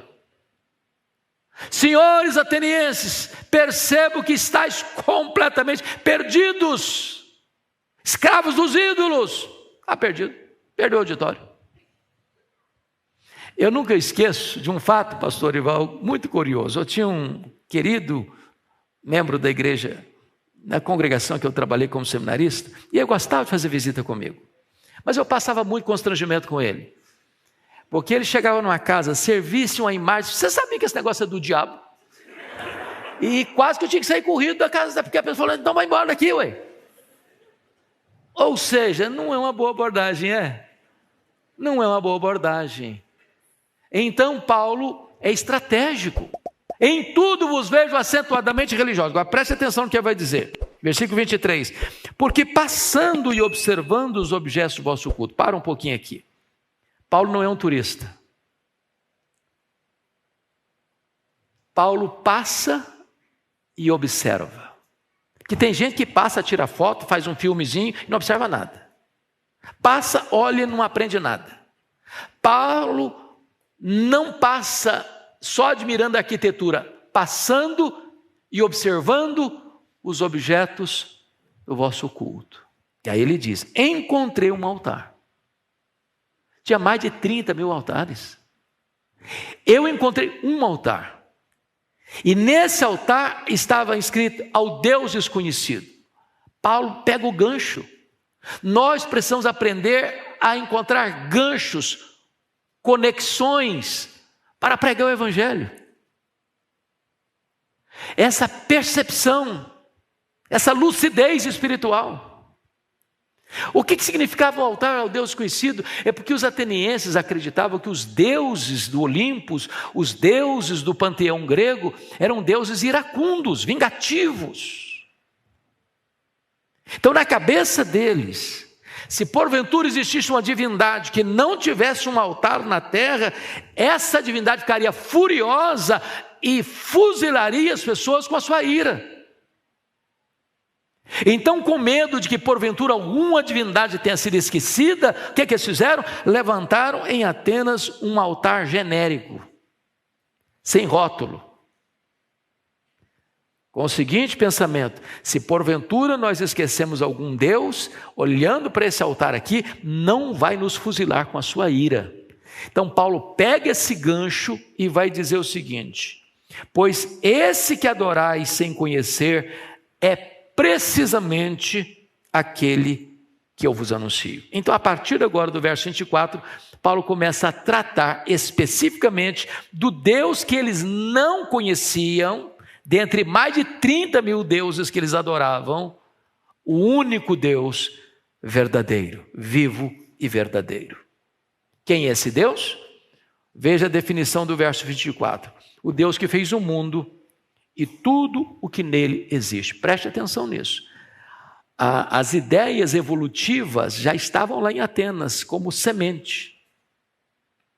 E Paulo não tem nenhum constrangimento de, na capital intelectual do mundo, diríamos nós, que se levantaria em Harvard, se levantaria em São Paulo na USP, para dizer que o mundo não foi uma geração espontânea, o mundo não é produto de uma explosão cósmica, o mundo não é resultado de uma evolução de milhões e milhões de humanos, o mundo foi criado, e tudo que nele existe foi criado, e criado por esse Deus que eles não conheciam. Mas esse Deus não é apenas o Criador. O verso 24 diz: sendo Ele Senhor do céu e da terra. Ou em outras palavras, esse Deus não é uma divindade tribal, esse Deus não é um ídolo forjado pelo homem, esse Deus é o Criador e Ele é o Senhor do céu e da terra, Ele é o Senhor do universo. E tem mais: não habita em santuários feitos por mãos humanas. Bom, aqui ele está desconstruindo toda a ideia de muitos templos e vários altares para que essas divindades sejam adoradas. Deus não cabe em nenhum templo que o homem constrói com as suas mãos. Nem os céus dos céus pode contê-lo. Verso 26, preste atenção aqui. Verso 26, versículo 25 ainda. Nem é servido por mãos humanas como se de alguma coisa precisasse. Então o que está acontecendo aqui? Os deuses pagãos precisavam de que alguém oferecesse a eles sacrifícios. Eles dependiam disso. Por isso levantavam tantos altares para eles. Deus não precisa ser servido. Se você adorar a Deus, Ele é Deus. Se você não adorar a Deus, Ele é Deus do mesmo jeito. Ele não depende de você adorá-lo para ser Deus, não. Ele é Deus. Ele não é servido pelo seu culto, pelo seu sacrifício, pela sua oferta. Ele é Deus. Aliás, Ele não é servido não. Versículo 25 diz: pois Ele mesmo é quem a todos dá vida, respiração e tudo mais. Ou seja, Deus não depende de você. É você quem depende dEle. É você quem depende dEle. O fato de você estar aqui nesta noite é uma prova que Ele existe. É Ele quem dá a respiração para você, Ele quem dá vida para você, Ele quem dá tudo para você. Toda boa dádiva procede das mãos dEle. Você depende dEle, você é totalmente dependente de Deus. Versículo 26, isso é extraordinário. De um só fez toda a raça humana para habitar sobre toda a face da terra. Preste atenção nisso. Paulo acreditava em Adão e Eva. Para Paulo, Gênesis capítulo 1, capítulo 2, não é um texto mitológico, pictórico. Gênesis 1 e 2 é um texto histórico. Adão existiu. E é desse primeiro casal que procede toda a raça humana. Paulo está falando isso, irmãos, na capital intelectual do mundo. Paulo está pregando isso no topo filosófico do mundo. Notem comigo, quando ele diz assim, no verso 26, havendo fixado os tempos previamente estabelecidos e os limites da sua votação. Está dizendo o seguinte: o pai da história não é Heródoto, o pai da história é Deus. Quem tem o controle de tudo da história é o próprio Deus. Paulo está aqui no seu discurso desbancando, desconstruindo, desidratando toda a filosofia grega. Ao mesmo tempo que fincando a bandeira do Evangelho no topo filosófico do mundo. E ele vai dizer, para buscarem a Deus, porventura está tendo, posso achar bem que não está longe de cada um de nós. Esse Deus não é um Deus conforme os deístas pensavam, distante, que não se envolve, não. Ele está tão perto de você, a ponto do verso 28 dizer, pois nele vivemos, nos movemos e existimos, porque dele somos geração. Deus é transcendente, é verdade. Nem os céus podem contê-lo, mas Deus é imanente, Ele está aqui, Ele está presente aqui nesta noite. Ele está dando a sua respiração, nele você vive, nele você move, nele você existe. Pois bem, versículo 29, pois somos geração, sendo pois geração de Deus, aí começa a desbancar a idolatria. Sendo pois geração de Deus, Não devemos pensar que a divindade é semelhante ao ouro, à prata ou à pedra trabalhado pela arte e imaginação do homem. Bom, então se eu sou dele, eu não posso proceder de um pau, eu não posso proceder de uma pedra, eu não posso proceder de prata, de ouro, eu não posso proceder de um ídolo que eu mesmo formei. Se eu criei um ídolo, claro, o Criador é maior que a criatura, então eu não posso adorar alguém que é menor do que eu tenho que adorar alguém que é maior do que eu. Então a idolatria é uma loucura, é um contrassenso. É um contrassenso. Se eu sou geração de Deus, eu não posso pensar que Deus é igual ao ouro, à prata, à pedra, à madeira. Não. Não. Porque eu estaria adorando algo que eu mesmo fiz, menor do que eu. Então, agora Paulo vai mostrar algo que, se ele falasse isso no começo do discurso dele, perderia o auditório. Mas agora, já que ele já argumentou, ele pode falar. Versículo 30. Põe na tela, por favor, versículo 30 e vamos ler juntos. Vamos juntos? Ora, não levou Deus em conta os tempos da ignorância. Agora, porém, notifica aos homens que todos, em toda parte, se arrependam. Pensa um orador chegando em Harvard, aqui na USP, professores e alunos reunidos, e diz: Deus não levou em conta os tempos da ignorância, chamou todo mundo de ignorante. É isso que ele está fazendo. Os intelectuais, os grandes pensadores, os grandes filósofos, os grandes cientistas, os grandes professores, as mentes mais brilhantes do mundo. Preste atenção nisso, capacidade intelectual não significa clareza espiritual. Tem gente, meus irmãos, que discerne os escaninhos da ciência e não enxerga um palmo na frente do seu nariz no que tange as coisas espirituais. Agora Paulo está dizendo, Deus não levou em conta os tempos da ignorância. O que Paulo está dizendo? Olha, Deus não levou em conta essa cegueira espiritual de vocês que adoram tantos deuses, mas não conhecem o Deus verdadeiro. Porque nessa terra dos filósofos, o pregador é um tagarela, Jesus é um Deus estranho, o Deus criador é desconhecido. Ele não levou em conta os tempos da ignorância, mas agora notifica quantas pessoas? Notifica aos homens. Quantos? Que todos. Em que lugar? Em toda parte. Façam o quê? Se arrependam. O que Paulo está dizendo?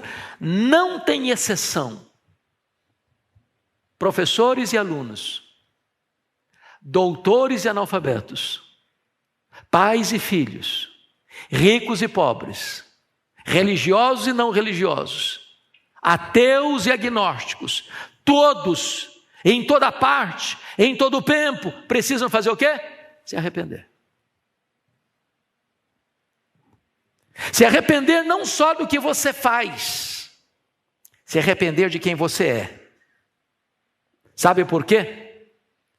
Você não é pecador porque peca. Você peca porque é pecador. É como um pé de laranja. Ele não é laranjeira porque dá laranja. Ele dá laranja porque é laranjeira. A seiva que corre no caule daquela planta indica que é laranjeira, pois dá laranja. A Bíblia diz: em pecado me concebeu minha mãe. É por isso que a Bíblia diz: todos pecaram e destituídos estão na glória de Deus. Não há justo nenhum sequer. Todos precisam se arrepender. Ah, mas eu sou tão bonzinho, mas eu não faço nada errado. Ah, eu não bebo, eu não fumo, eu não danço, eu não adultero, eu não faço isso, não faço aquilo. Todos pecaram e destituídos estão da glória de Deus. A pessoa mais honesta, a pessoa mais bagunçada na vida moral, todos precisam se arrepender. Por quê? Versículo 31, põe na tela, por favor, para todos nós lermos, por gentileza. Vamos ler? Por que razão? Porquanto estabeleceu um dia em que há de julgar o mundo com justiça, por meio de um varão que destinou e acreditou diante de todos, ressuscitando dentre os mortos. Então ele está dizendo, por que é preciso arrepender? Porque o dia do juízo está marcado. Porque o juiz já está escalado.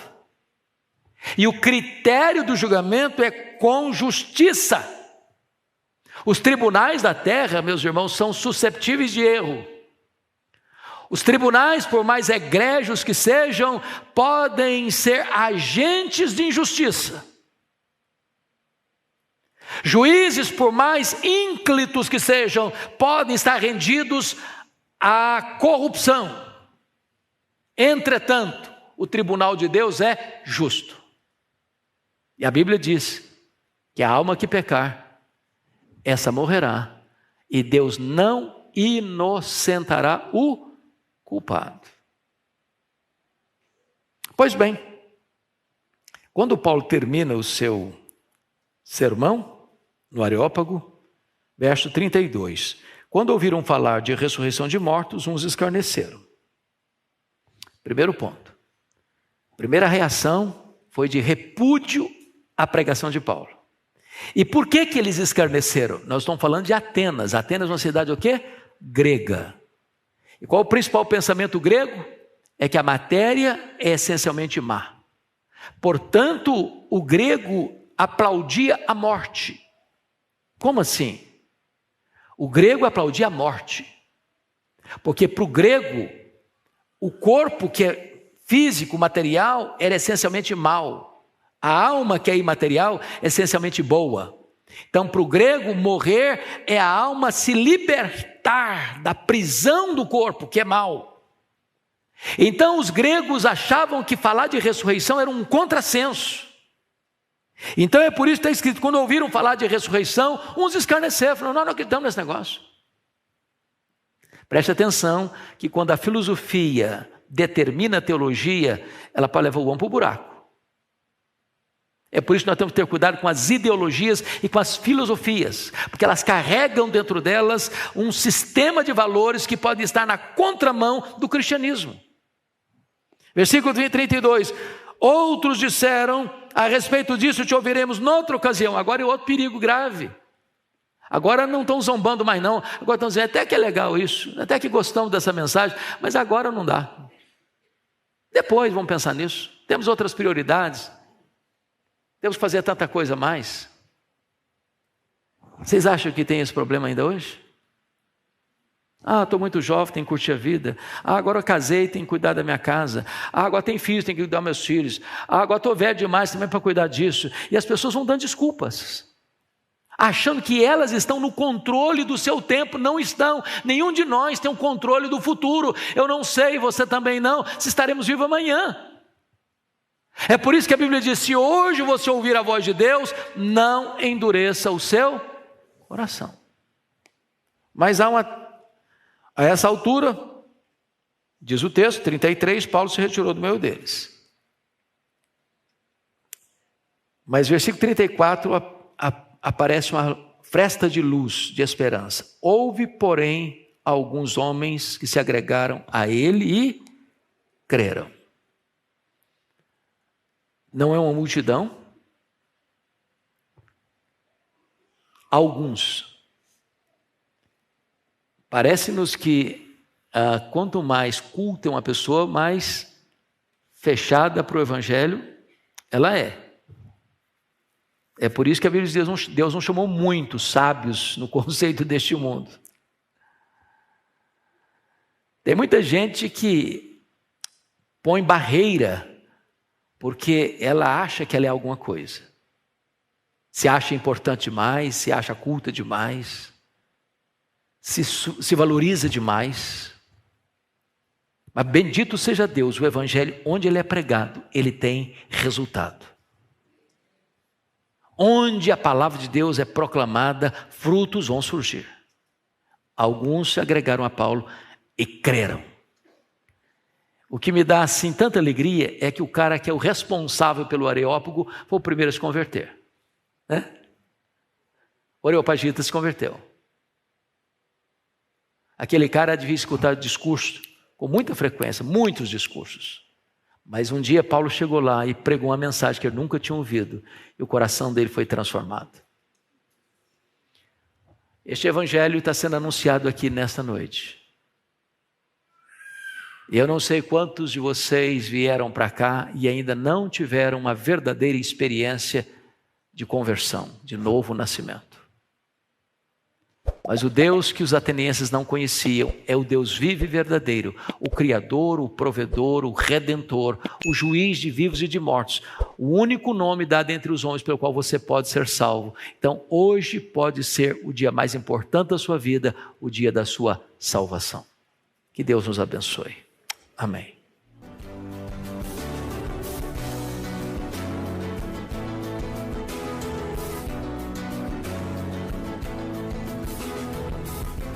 Palavra da Verdade, com Hernandes Dias Lopes.